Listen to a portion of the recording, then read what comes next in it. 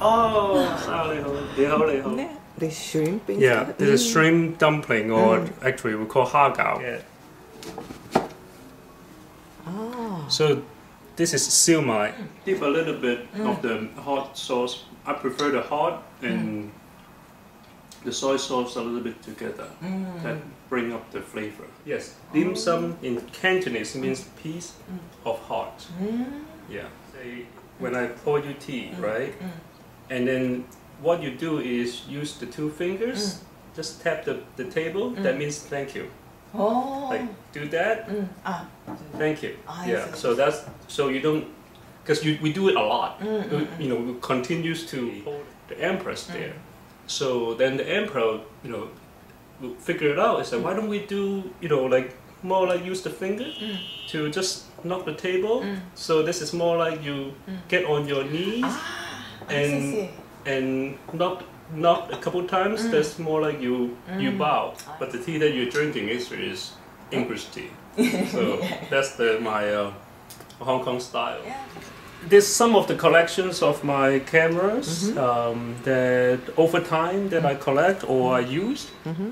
It's a Leica M2. So the lens come out here is collapsible. It's around 40 years old, and that's all mechanical. One of the early version of Nikon that when they make it.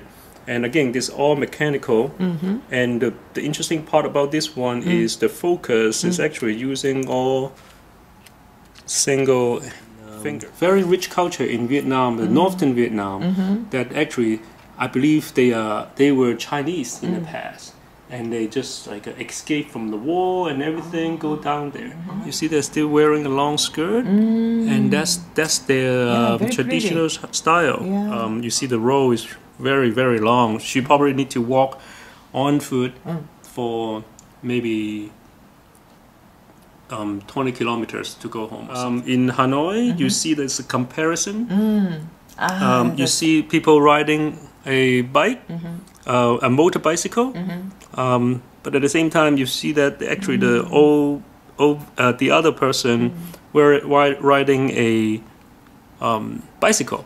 So it's a comparison shot. If you look at this one, it's just very happy. You know, this is actually his horse. Yeah.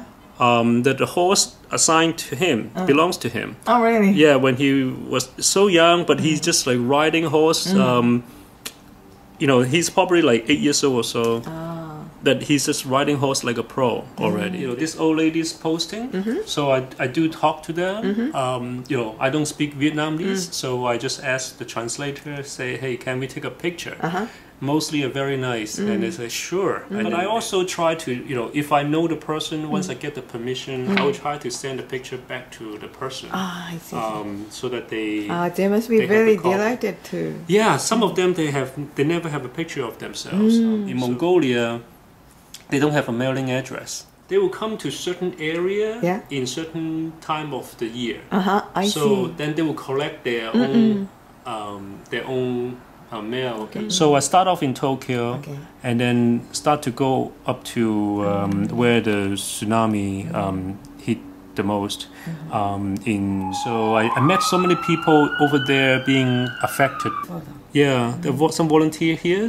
You see all these boxes. Those are all donations from all over the world, begging me to buy a couple bottle of sake from him, and so it's wonderful sake. I have to say, it's really good quality.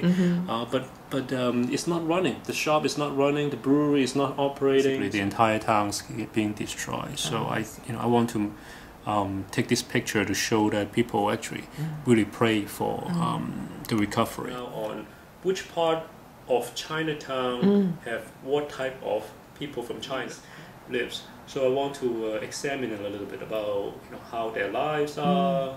That's interesting. Yeah, some people they come over here, they really don't need to speak a single word of English and survive a day. So I want to understand how that life is like, and then that would be my next project.